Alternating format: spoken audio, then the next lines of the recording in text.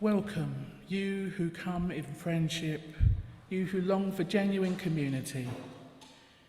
May you be graciously received here as your authentic self. Welcome, you who come in curiosity, full of questions or simply open. May you embrace wonder and encounter new delights. Welcome, you who come heavy with fatigue, weary from the troubles of the world or the troubles of your own particular life. May you rest and be filled in this sacred space. Welcome, you who come with joy for gentle breezes, changing skies, trees are full of flower. May the grace of the greening world leave a lasting imprint in you. Welcome, you who come with thanks for the altruism of the earth and the gift of human care. May your grateful heart overflow and bless all those around you.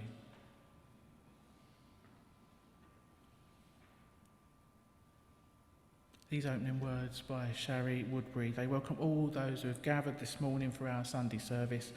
Welcome those of you who are here in person at the rather warm Essex Church. Welcome to all those who have joined in via Zoom from far and wide. For anyone who doesn't know me, my name is Jane Blackall and I'm Minister with Kensington Unitarians. The title of this morning's service is Discovering Delight. It's inspired by this splendid little book and the man who wrote it. It's the Book of Delights by Ross Gay. It's been around for quite a few years now, so likely a few of you will have come across it before I did, but I recently heard him being interviewed on a podcast. I was really charmed by him and by his reminder that, as the book jacket says, in our complex and sometimes terrifying world, it is more important than ever to stake out space for delight. So over the next hour, we're going to be considering how we might put ourselves in the way of delight, how we might attune ourselves better to delight, and how we might get into the habit of noticing delightful moments in our everyday lives. But before we go any further, let us take a moment, as we always do, to get settled and centred and ready to worship. This is an hour in which we can catch up with ourselves, be grounded, be present. So just take a moment to breathe. Be here now with your whole self in this beloved community as we attend to the life of the Spirit. I'm going to light our chalice flame as we do each time we gather. It's a simple ritual that connects us in solidarity with Unitarians and Unitarian Universalists the world over, and it reminds us of the proudly progressive religious tradition of which this gathering is part.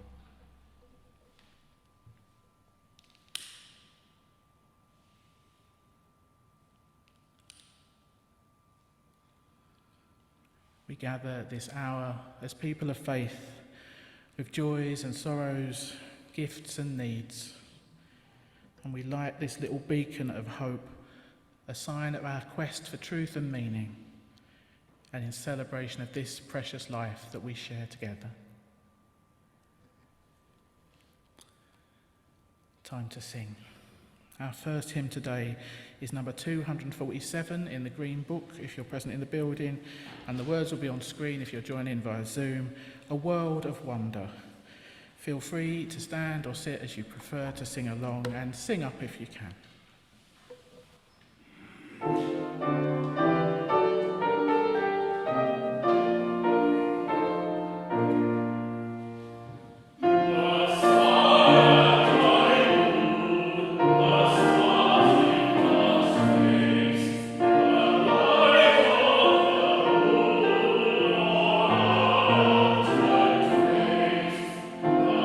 I love the rain, love the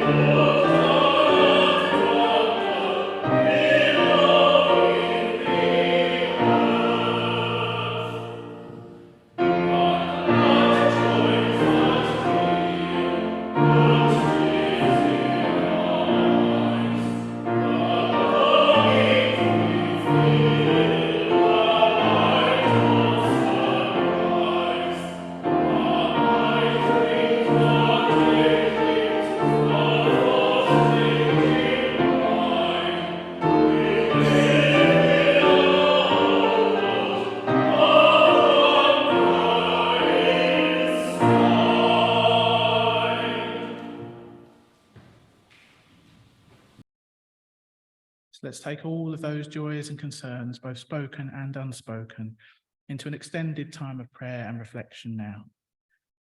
This prayer is based on some words by Alex Jensen, which in turn are based on some more familiar words. You might want to adjust your position for comfort, put down anything you don't need to be holding. You might want to close your eyes or soften your gaze. Perhaps there's a posture that helps you to feel more prayerful.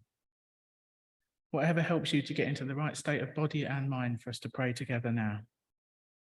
To be fully present in this sacred time and space with ourselves, each other, and that which lies within us and beyond us.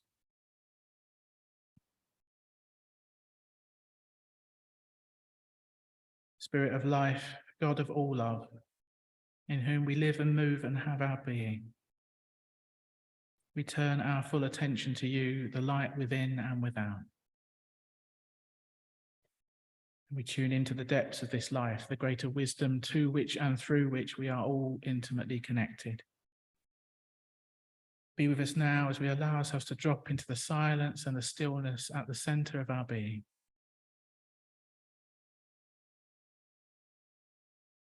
Your world become, your will be done here on earth, inspiring our aspirations to do and be better. May we have all that we need to survive, to live, to thrive.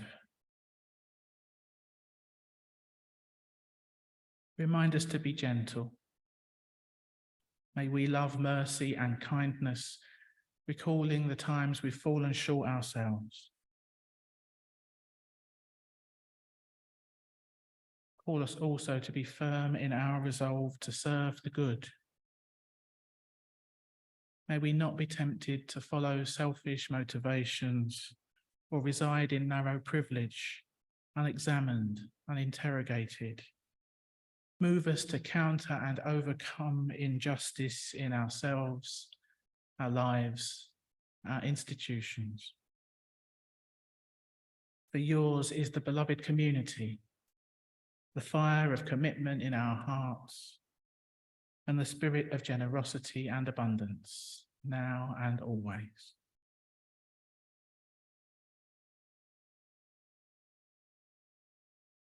And in this peaceful space, let us take a few moments to look back over the past week, sit quietly and inwardly give thanks for all those joys and pleasures that we've felt along the way.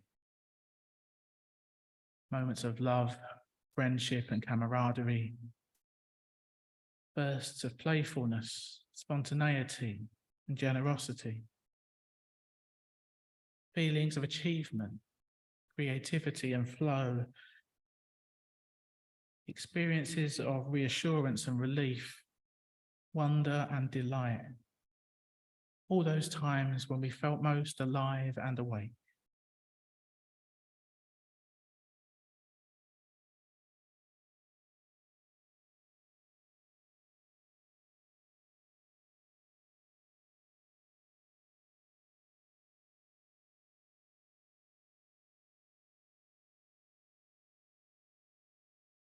Let us also take some time to ask for the consolation, forgiveness, or guidance we might need as we acknowledge our sorrows and regrets.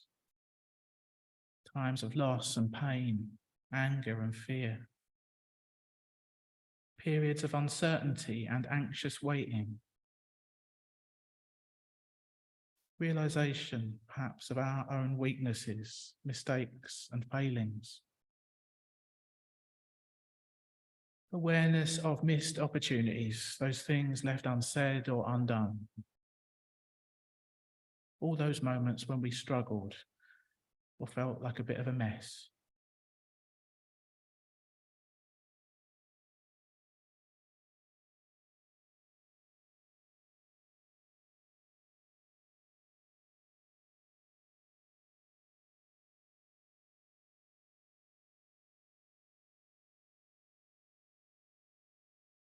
And expanding our circle of concern still wider.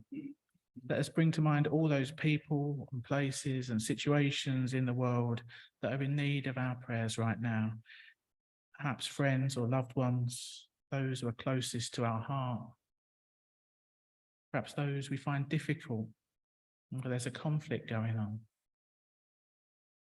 Perhaps those we don't know so well, people we've only heard about in the news. Let us take a few more moments to hold them all in the light of love.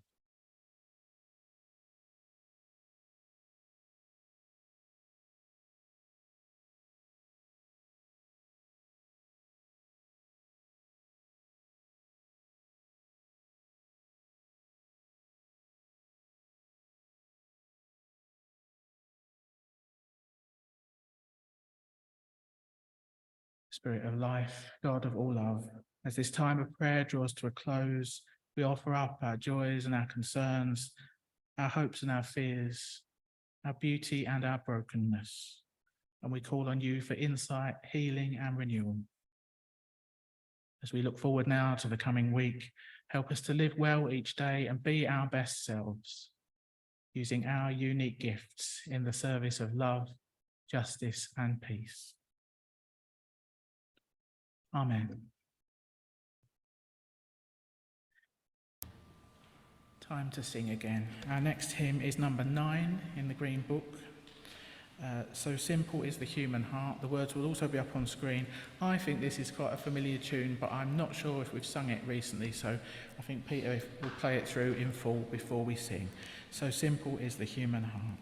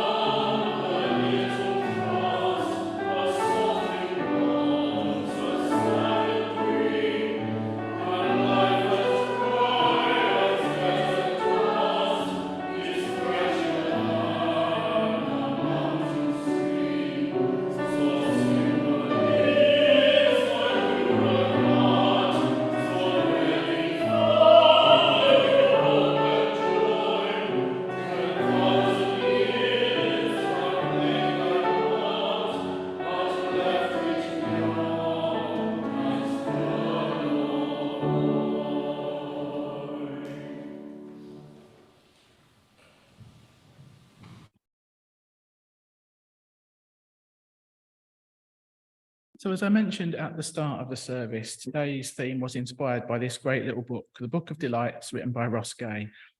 Now, the title might make it sound soft and fluffy, but what makes the book especially great to my mind is that it is grounded in a more complex reality.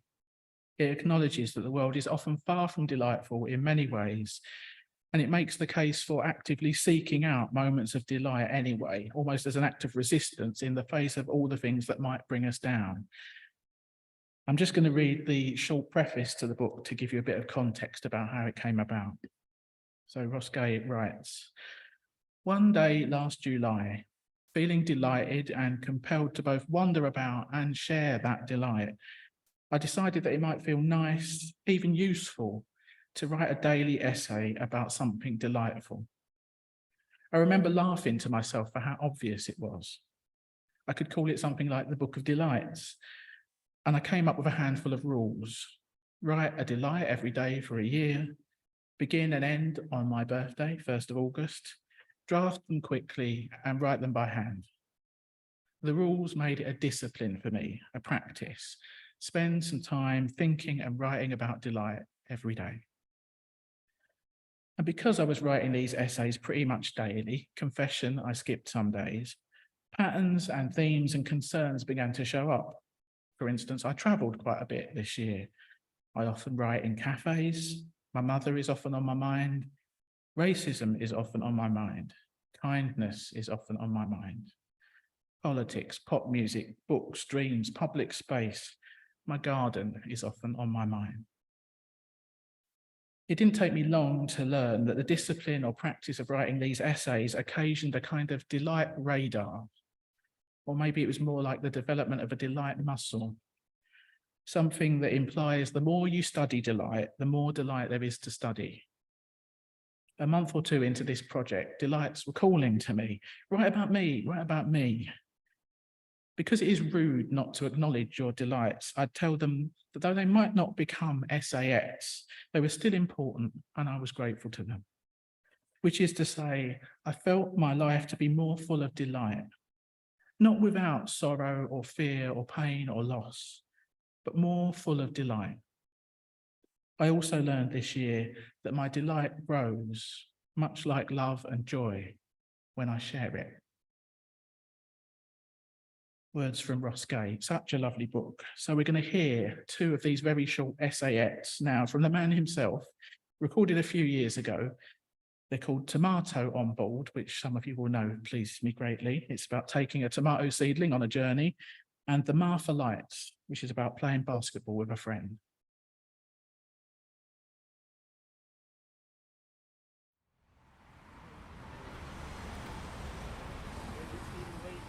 I am Ross Gay, and I'm here to talk to you about or read from this book that's coming out February from Algonquin Books. One day I was walking up a hill in Umberto Day in Italy, and there were like bees in these linden trees, and there were flowers all over, sunflower fields, and I was like, well, this is so delightful. I should write an essay about this.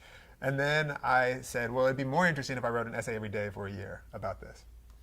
More challenging, too. And so the book is kind of like an artifact of that exploration. And it kind of ends up being a kind of treatise on delight and the virtues and, the labor of delight. So I'm going to read to you a few of them quickly. This one's called Tomato on Board. It's number 80. Tomato on Board. What you don't know until you carry a tomato seedling through the airport and onto a plane is that carrying a tomato seedling through the airport and onto a plane will make people smile at you almost like you're carrying a baby, a quiet baby. I did not know this until today, carrying my little tomato about 3 or 4 inches high in its 4-inch plastic starter pot, which my friend Michael gave to me, smirking about how I was going to get it home. Something about this at first felt naughty, not comparing a tomato to a baby, but carrying the tomato onto the plane. And so I slid the thing into my bag while going through security, which made them pull the bag for inspection. When the security guy saw it was a tomato, he smiled and said, I don't know how to check that. Have a good day. But I quickly realized that one of its stems, which I almost wrote as arms, was broken from the jostling, and it only had 4 of them, so I decided I'd better just carry it out in the open. And the shower of love began. Before boarding the final leg of my flight, one of the workers said, nice tomato, which I don't think was a come-on. And the flight attendant asked about the tomato at least 5 times, not an exaggeration, every time calling it my tomato. Where's my tomato? How's my tomato? You didn't lose my tomato, did you? She even directed me to an open seat in the exit row. Why don't you guys go sit there and stretch out? I gathered my things and set the little guy in the window seat so she could look out. When I got my water, I poured some into the little guy's soil. When we got bumpy, I put my hand on the little guy's container, careful not to snap another arm off. And when we landed and the pilot put the brakes on hard, my arm reflexively went across the seat, holding the little guy in place, the way my dad's arm would when he had to brake hard in that car without seatbelts to speak of, and one of my very favorite gestures in the Encyclopedia of Human Gestures. And this one's called The Martha Lights. The Martha Lights. My buddy Pat and I went to shoot around at the courts here in Marfa today. We were warming up, shooting 12-footers, or doing slow spin moves and crossovers, when a young guy from the other side of the court swaggered toward us holding a ball on his hip, the light gleaming in his earrings, and he challenged us to a 2-on-2, pointing his thumb to himself and back to his buddy at the other side of the court, draining threes from the corner. We agreed and went on to kick the shit out of them 21-0. That's a horrible figure of speech. I leave it in only to expose the violence we easily speak. We got more baskets than they did. That they were only 12 years old is irrelevant, given as this was their home court. And they even had a crowd watching. Another little girl who, when one of the kids shouted to the gods, "They're kicking our butts," said, "I hope so, they're grown men."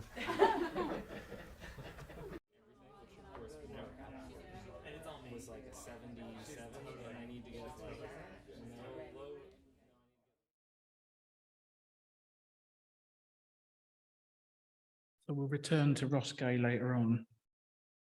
But now we're coming into a time of meditation. I'm going to share some words, or an extended guided meditation from Laura Mancuso. It's a piece called My Commitments to Myself. It's a series of affirmations, encouragements, reminders for practicing self-care so that we can live well each day. For me, it ties in with today's theme in that we're not focusing on delight as a form of denial in the face of life's difficulties. We're focusing on delight almost as a form of resistance. And this meditation is about taking good care of ourselves so that we can remain open to delight and not be entirely ground down by the tough stuff we face as we move through our days. We'll move from the spoken meditation into a good 3 minutes of silence, which will end with the sound of our bell. And then we're going to hear some lovely music from Benjie and Peter. So again, let's each do what we need to do to get comfortable. You might want to get your feet flat on the floor to ground yourself. You might want to close your eyes or put down anything you don't need to be holding. And as I always say, the words, they're just an offering. Feel free to use this time to meditate in your own way. So as I share each of these commitments, I invite you to take them in, inwardly repeat them to yourself. I take care of myself first because I am deserving of exquisite care. I take care of myself to maintain the capacity to help others. I attend to the needs of my body and move and stretch every day. I spend time outdoors in nature, attuning my senses to the earth's wisdom. I ration my daily exposure to the news, and I am discerning about sources of information. I protect myself from becoming overwhelmed by disturbing reports. I pace myself. I sit with the reality of uncertainty and impermanence, and I allow it to temper my desire for control. I listen to others' reactions, which might be different from mine, with equanimity. I forgive myself and others when stress brings out our shadow selves.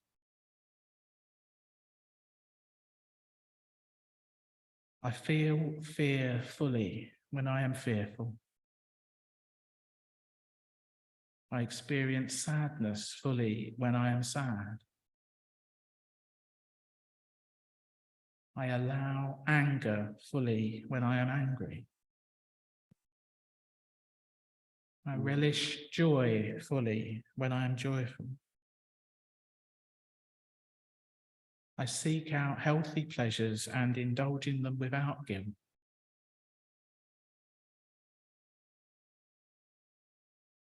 And I remind myself that feelings are transient states that move through me. They do not last. They do not define me, and nor do my thoughts. I balance the urge for self-improvement with compassionate acceptance of myself as I am. I initiate contact with loved ones near and far to let them know I hold them in my heart. I seek out with increased sensitivity those who are the most vulnerable. If possible, I share my resources with those who need help to survive. I move away from people, situations, and experiences that do not serve the highest good. And I strengthen my connection to sources of spiritual strength so that I may be replenished. I acknowledge the nearness of death as a spur for living a full life. I grieve my losses and celebrate my successes. I pray for the suffering of all beings to cease. And I remain open to new ways of being, surprising sources of uplift and joy, and fresh discoveries of delight every day.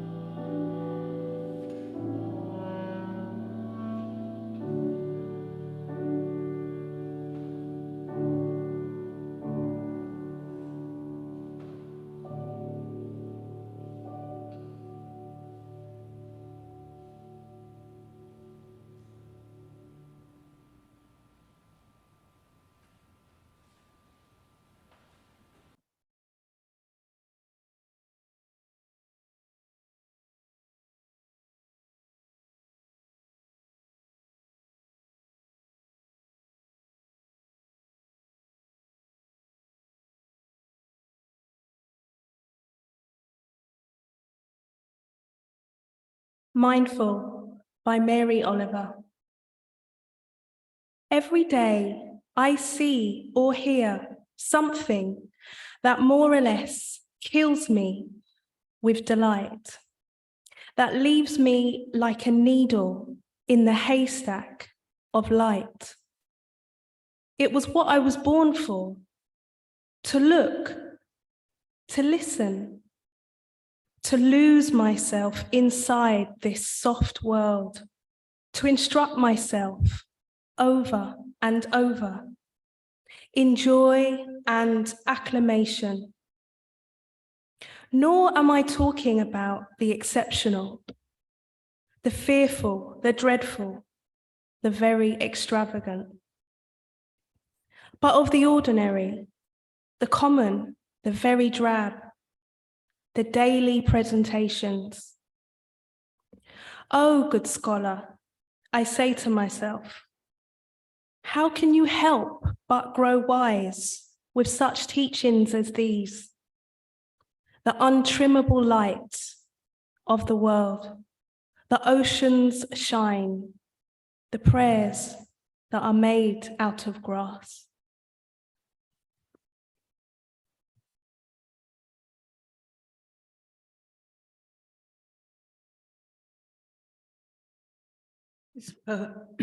This poem goes from one person wearing glasses and finishes with a person wearing glasses. It's called Miniature Delights by Anne Ryland. You, in your new cranberry sweater, glasses askew, reading about James Bond and then Elgar. Being nobody at home with all the lamps on and quite shapeless within beloved habits. Unknown bird at dawn who laughs an ascending scale of notes in our garden. Opening a card of bluebells and wood sorrel to find a letter written in neat fountain pen script. A conversation lasting 6.5 hours, completing it without being put off or told off. The vacancy for a part-time shepherd, wondering how it would blend with poetry.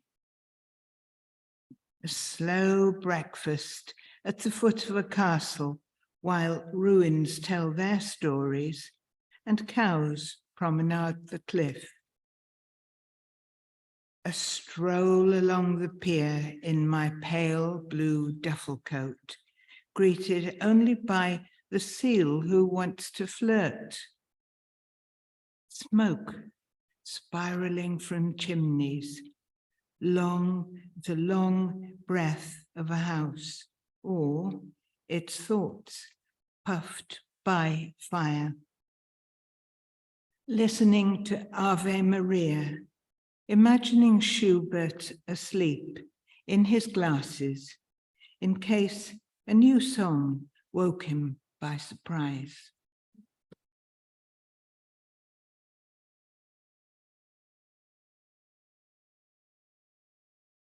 Thanks, Juliet, and thanks, Chloe. Two poetic takes on delight. Now, I settled on Discovering Delight as our service title, mainly chosen for alliteration purposes, I admit, now I come to think of it, because it isn't really so much about discovering delight. That's not quite right, or at least it doesn't tell the full story. For me, discovering suggests accidentally tripping over delight, happening upon it, chancing on delight almost accidentally. And of course, that does happen all the time. But the core message of today's service, and the thing I really love about Ross Gay's angle, is that he speaks of developing a delight radar or strengthening his delight muscles. It's not a passive process. In making a practice of delight, committing to noticing one moment of delight each day and writing it down, he trains himself to become more sensitive to it. His delight radar becomes ever more finely tuned. This makes sense from a neuroplasticity point of view as well. We develop our neural circuits by repeatedly looking out for delightful happenings, And in a way, we train ourselves to detect moments of delight more readily, so that in time we'll find them even easier to notice and appreciate. Now, Ross Gay is no Pollyanna. He sees all too clearly what is wrong in the world. He does not deny the very real suffering and injustice that is all around him. But with this practice of delight, he doesn't allow himself to sink into hopelessness and despair about it either. Paying attention to what is good, what is still good, still delightful, despite everything, that can potentially draw us into a virtuous circle. As we notice where our moments of delight are coming from, the people, the places, the activities that are delightful, we can move towards those sources of joy and make even more intentional space for them in our life. And we might even choose to see this as an act of defiance, an act of resistance against those social and economic forces which seem to squeeze much of the joy out of living for so many. For anyone who is struggling to stay afloat, who's working all hours to make ends meet, holding on to sources of delight in the face of all that may be seen as a way of asserting our inherent worth and dignity. When we're in tough circumstances, it may be that those small delights are what it takes to give us the juice to carry on. I put a quote on the front of the order of service today which speaks to that. Rose Kennedy says, "Birds sing after a storm. Why shouldn't people feel free to delight in whatever sunlight remains to them?" So the take-home message today is a very simple one, at least in theory. Over the coming days, I invite you each to have a go at tuning your own delight radar or building your delight muscles. Each day this week, see if you can notice one moment of delight and write it down, or even better, share your moment of delight with someone else by telling them about it. Ross Gay's book came to my attention when he was recently interviewed on one of my favourite podcasts, We Can Do Hard Things. And the couple who host that show said that they'd got in the habit since reading his book of saying delight to each other as they were going about. Whenever they encounter a delight in the wild, it's become a thing they do. And that practice of noticing and sharing and pointing at delights as you see them, that reinforces an uplifting spiral. Bonus points for noticing delights in as varied a range of settings as possible. Let your delights be both serious and silly. Maybe use all your senses and find delights you can see, hear, touch, taste, and smell. And of course, I would encourage you to share some of your recent delights with each other after the service, maybe over tea and cake in the room next door if you're in the building, maybe in the chat box on Zoom, perhaps in the congregational WhatsApp group during the week. There's your challenge, or your invitation, should I say, for the week to come. And with that in mind, let's sing our final hymn. I've picked all the summary ones today. It speaks of the delights of this season. Number 268 in the Green Book, or the words will be on screen, Moods of Summer. It's quite a long hymn, this one, so if you want to conserve your energy, you might prefer to sit down, but do as you prefer. And this celebrates the delights we find in all of summer's moods. Number 268.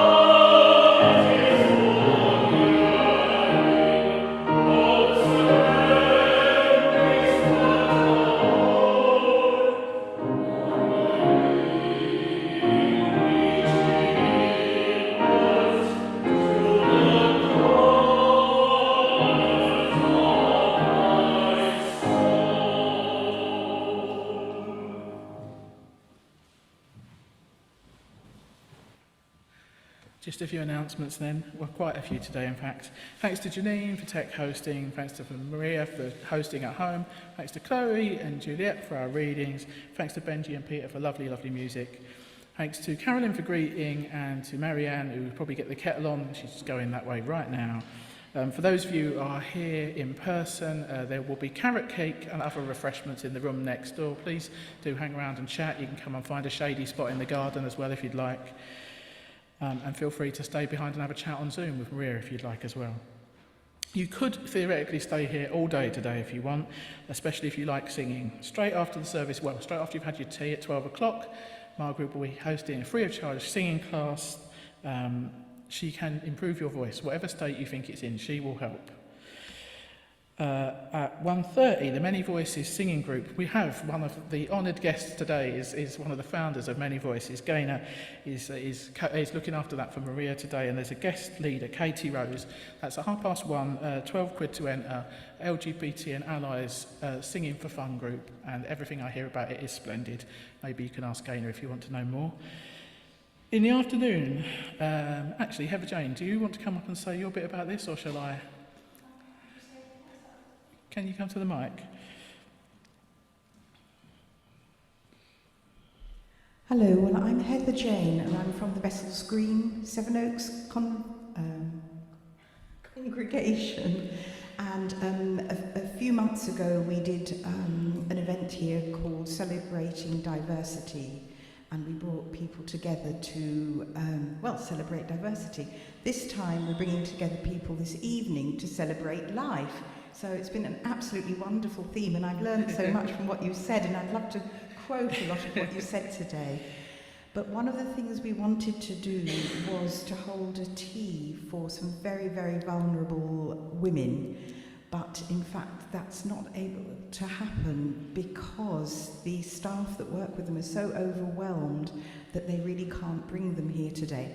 So we have tea and baklava at 3 p.m. If you would like to stay, there will be some sort of artwork if people want to take part, and also some music. So you're very welcome to both of those to come and attune our neural networks to delight.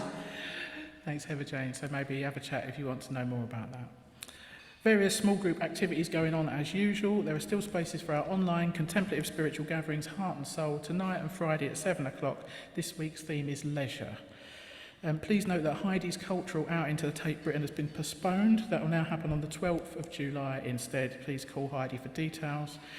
Next Sunday, I'll be back with a Pride-themed service, including guests from Unitarian Head Office, Lizzie Kingston Harrison and Rory Castle-Jones. They're going to be telling us about the excellent, recently launched LGBT Unitarian Voices History Project and Travelling Exhibition. We'll be celebrating our radically inclusive history and pondering what it would require of us to live out those same values today.